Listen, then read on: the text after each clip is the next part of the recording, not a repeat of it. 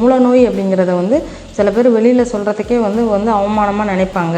உட்கார முடியாது, சரியாக மோஷன் போக முடியாது.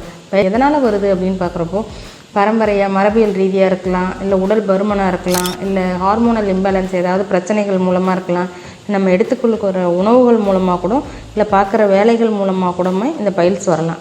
முழு தானியங்கள் நிறைய எடுத்துக்கலாம். ஏன்னா முழு தானியங்களில் பார்த்திங்கன்னா அதிக அளவு வந்து நார்ச்சத்துக்கள் அதிகமாகவும் கலோரிகள் கம்மியாகவும் இருக்கிறதுனால நிறைய எடுத்துக்கலாம். முழு தானியங்கள் என்னெல்லாம் பார்த்திங்கன்னா ப்ரௌன் ரைஸ் எடுத்துக்கலாம், ஓட்ஸு, கம்பு, கேழ்வரகு, இந்த மாதிரியான முழு தானியங்கள் எடுத்துக்கிட்டாங்கன்னா அவங்களுக்கு வந்து குடல் செரிமானம் வந்து ஈஸியாக நடக்கும்.